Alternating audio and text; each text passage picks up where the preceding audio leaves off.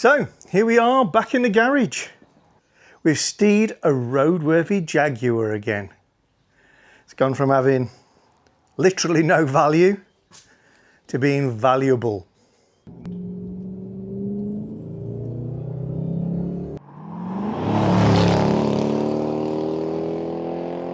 There's a lot of jobs still to do on Steed, but the challenge for me was always to economically bring him back to safe, usable, legal for the road, and we've achieved that.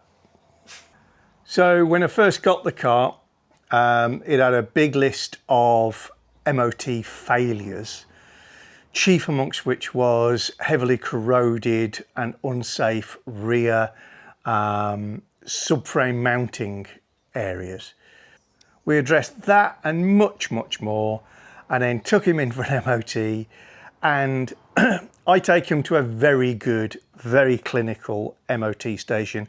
The service at that garage is fantastic. I don't have a word said against them, but they do it right and they do it with the latest kit, and they found things that were not on the list that were worthy of fails. So that added to my list of things to do. The exhaust leak, which turned out to be a catalytic converter, the anti-roll bar D-bushes, and the fact that I'd put the tyres on the wrong corners. But all that is past, because now in my hand I have a piece of paper. It's a pass, and it's a pass with the only advisory on it being the windscreen, which, as we all know, has got a crack in the bottom right corner, and I was never going to address that whilst it's on temporary insurance. That's a job that you would get the car insured properly, get windscreen cover and get it done. It's a lot cheaper, a lot easier. So with Steed effectively having reached a milestone where, yes, there's still things to do, but he's going to be moving on to a new owner, and that owner plans to keep him on the road and use him, and they have the time and resources to get everything sorted as and when they need to. So it's going to the right place. But let's do our final skim through the Steed's needs list and then look at the mending spends. Remember, what I've done with this is I've spent as little as is sensibly possible. So I've not used the most expensive fixes. I've used sensible fixes. Always with in mind the idea that I wanted to move the car on to one of my subscribers without it costing an awful lot, because I want this car to be somebody's project, be somebody's hobby, be somebody's daily, and live on and on. So here we go. Wheels curbed. Yes, there's scuff marks on them. They still need addressing. Minor dents. I did pull some of the minor dents, but not all of them, so I'm leaving it up there. Headlamp had water in it, resolved. Bad sill repairs, I have improved, not made perfect. The cracked windscreen is still there. Crack in the rear bumper, still there. Major dent in and corrosion on rear quarter panel. That's just below the tail light, and potentially is the ugliest bit of the bodywork on this car. That's that bit there. Other than that, it's all very straight. The paintwork is quite badly scored on the roof. I think the use of covers, but I'm not sure. Other than that, it still looks pretty sharp. The remote control and central lock-in has been resolved. We've added a new one to the bottom of this list though. Third brake light was loose, has been reattached using 3M foam strips. LCD displays have failed. They don't look as bad as they used to. What I think has happened is temperatures are quite warm over here, plus the car's been being used, and I think just warmth, use, battery, the LCD displays have sharpened up a little bit. You can certainly read everything that's on there, but they are muddy, so a new owner might want to change those. The radio mast stuck. I've had that apart lubed it all up and it goes up and down nicely. Driver's seat refurb, never got there. Seat trim is broken on both sides. That's going to need 2 new or at least replacement seat trims. They're the triangular pieces on the sort of recline mechanism. Headlining failed. It's in the boot, as in the material. This car has a fiberglass headliner already, so that's an improvement over the standard, but the cloth has come away from it badly. Centre vent's broken still, and this is a different one from a different car, but it don't matter, they all tend to be broke. That should move all the vents, and it doesn't. J-gate trim broken still, that's a hairline crack. The battery has been restored to about 93% healthy, so it's got a good battery on. Right hand washer jet, not okay. That has been taken apart, cleaned out, realigned, all good. Mouldy seat belt in rear right hand, that's been given a scrub. Rear quarter waist seal gap, and on the coupe, it's just the inside of the window seems to be too far away from the trim. But nobody else will notice it. The glove box mechanism is failing. Interestingly, obviously I've been using the car, I've been moving the car, and I've been using the glove box a lot. That I don't think anybody needs to do anything about now. I think it's loosened up with use and started to work. So we're going to say that is done. Main fuse cover broken in the boot, that's been fixed. Bit of plastic welding to put a little plastic lug on it.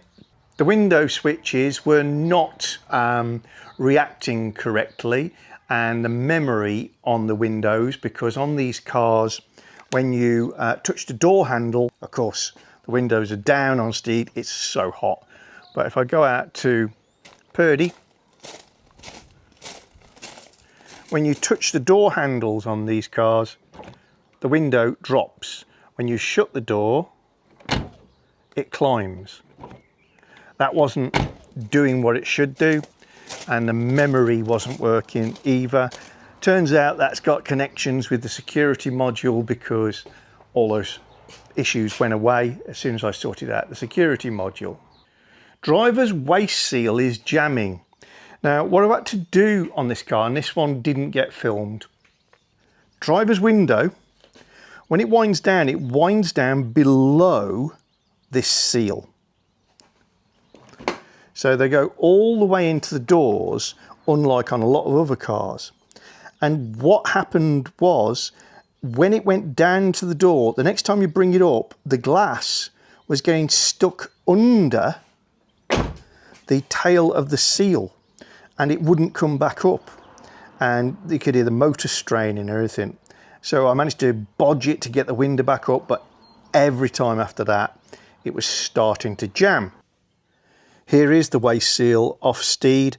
You can see it's all wavy and wobbly, and that's because we've got this combination of rubber and aluminium, and the corrosion that happens in the aluminium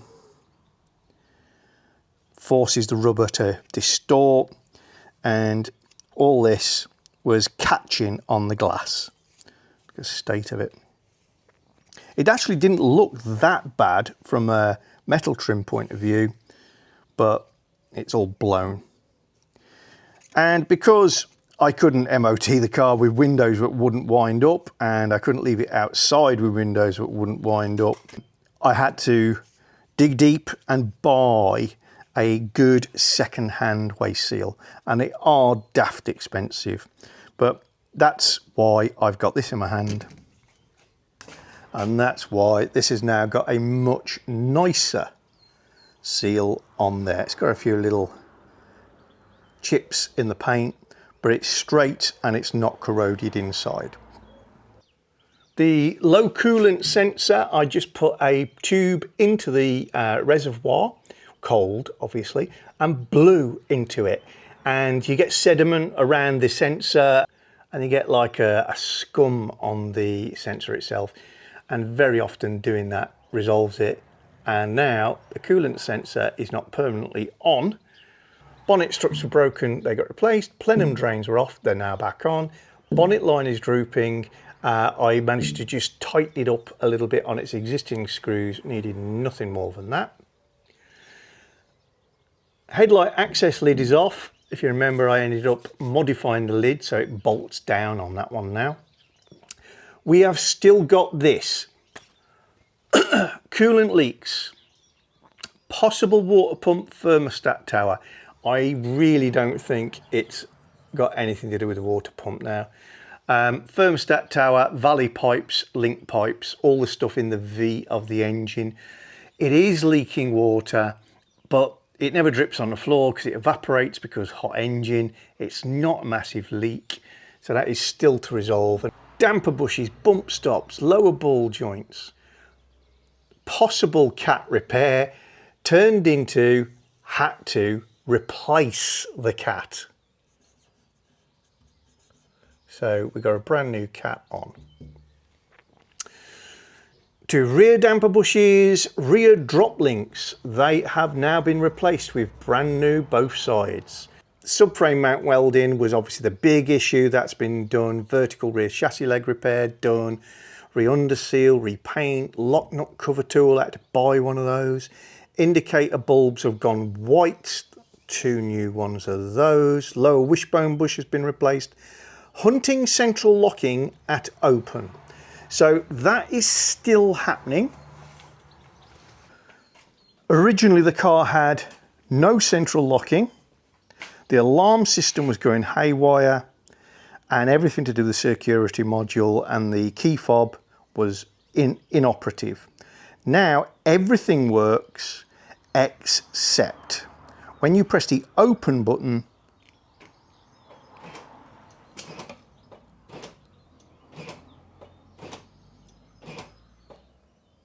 you see the locks oscillating.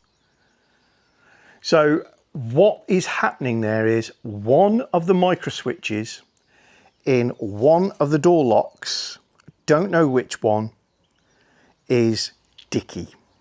And when the central locking sends a signal to open both doors, it's not getting the signal back from both doors that they are fully unlocked.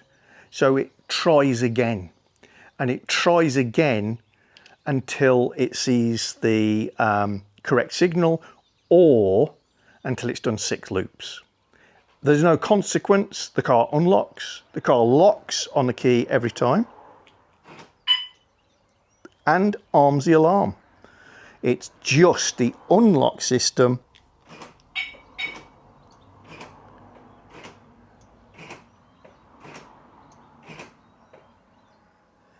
that hunts. And it's a relatively cheap fix. We're probably talking in the tens of pounds for a micro switch, but you have got to take both door cards off. Both locks have to be played around with so that you can diagnose which micro switch it is that's failing. And the front drop links have both been replaced with new. So there we are. Pretty good progress if you ask me. And I've just scored myself, and I've ticked off 30 of a possible 43 ticks. And I've got rid of everything that would stop it being street legal or unsafe. When you look at that list now in the cold light of day, there is nothing on there that was particularly scary except the rust around the subframe mounts. So essentially these 2 lines alone would render the vehicle past economic repair for most people, I think, because they would be expecting to send it somewhere and have it welded up. And because Jag XK8s don't fetch huge amounts of money in mediocre condition, it realistically isn't worth it. And that was before we knew that it needed a new catalytic converter, which again, if you're using garages, would definitely throw it into question. But yeah, there's a lot on the list. I think it's just been allowed to build up over time, and I've been picky. But essentially this is a sound, solid car that has just wanted for a big spoon of attention all in one go. So what has it cost to put it back on the road and make safe and decent? Well, we've got a big list of costs over there. I'm not going to read them all out because you can read them for yourself. There's a couple of notes where I just want to highlight. The 4 times lower damper bushes cost me £92. Now, I used quality bushes. Knowing what I know now about how physically mauling it is to change those, I probably would have put my hand in my pocket a bit deeper and spent, I'm guessing now, I'm going to say you're going to spend about £250 for a complete set of standard Bilstein dampers, which of course include new bushes.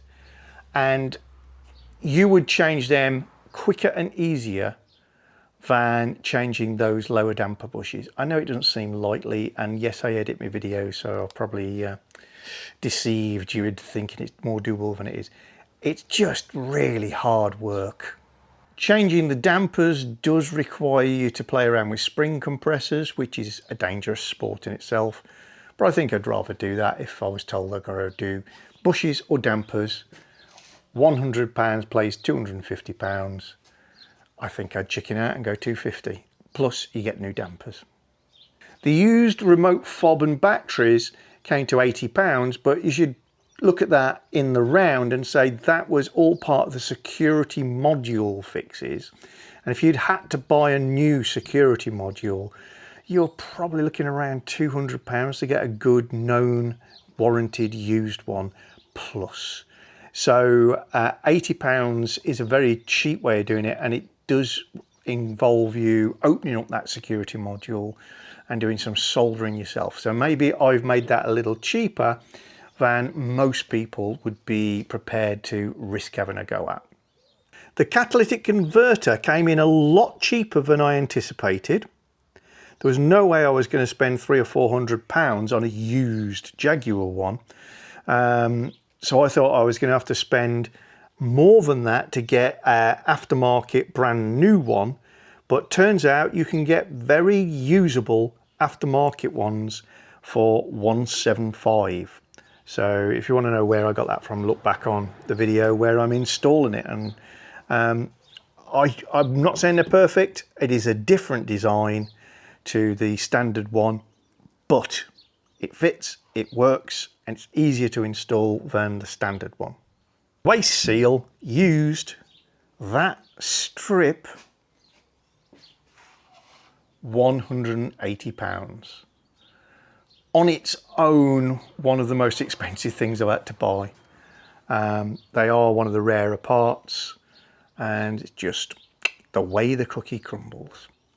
So under £2,000, everything that I've had to do, and I mean everything I've had to do, because I've included insurance, because I've been buying temporary insurance, MOT tests, I've got the transport, I've even got obtaining the logbook because I couldn't get that from the previous owner because of logistics and bits and pieces. So under £2,000 all in. Of course, what I didn't include was labour, but I have made notes and I can go back to my previous videos and allocate how much time I actually spent on each task. I've used second-hand parts, used parts. They will be a little bit more fussy about where things come from, and they wouldn't repair necessarily things like the security module, they'd just replace. So here's the very quick executive summary for those who are interested in such things. I estimate that the most reasonable cost that you could get for labour at a garage for understood Jaguars, we're talking a cheaper independent specialist, would be about £70 an hour. That's sterling. If you went main dealer, it'd be well over 100. So if you do that, I've calculated my actual hours very conservatively where I would spend on the car, not included filming time or anything like that, just the actual spanner twirling. And it comes out, I would charge at £70 an hour, £4,445 for what I did. So labour would have been by far the biggest portion. That's what we save by doing things ourselves. We've actually saved more than that, as I said, because the 1808 would have been larger. Garages would not be repairing some of the things I repaired. They would just replace. So if we include the labour, it comes out as the top item, followed by parts, overheads, consumables and tools. So the parts came out at about £904. So if you only wanted to buy the parts, that's what you're spending. Overheads is tax, insurance, MOTs, logbooks, transport for the vehicle, all the stuff that's not really about putting it back on the road, but had to be done. Consumables is oils, liquids, paints, abrasives, filler, all that sort of stuff that you wouldn't really call parts. And tools is just a couple of bits and pieces that we needed to buy to do the jobs on this particular car. If you want to look at that parts section and work out where the money went in there, the two big ones are the used driver's waste seal, which sounds very wrong, but you know, if you've bought one, you'll know it's right, and the catalytic converter. Then you got an amount of money that was spent on sheet steel, preform shapes, etc., to do the welding in the metalwork, and then it's your damper bushes that come in to give you the top four. You can look at all the rest on there. There's odds and sods that are probably missing, but it's the vast majority of the spend. So that's about it. Very pleased to have returned an XK8 to the road, and also to have given a bit of joy to a new owner. And thank you one more time to the wonderful gentleman who made all of this possible and who likes to stay in the background. You know who you are, sir. Thank you. And while I have your attention, folks, don't forget, send me your photos of a Jaguar XK8, XKR, X100 before July 31st using the subject photo 2025 to john@tothegarage.co.uk if you want to be part of our big photo share and potentially end up in a book. Check it out on a previous video if you don't know what I'm talking about, but get them in now. If you're interested in any of the gadgets, gizmos and tools that I use in my videos, then very often I'll put a link to relevant items in the description below the video, but you can also go to amazon.co.uk/shop/to-the-garage, and that will give you the To The Garage storefront. These are not things I'm selling, it's just a link to all of the Amazon based items that I've bought over the years which are relevant to the channel. Nice little feature. Thank you very much, Amazon. If you're enjoying our channel, then don't forget to subscribe and click the little bell icon so you get notifications of new videos.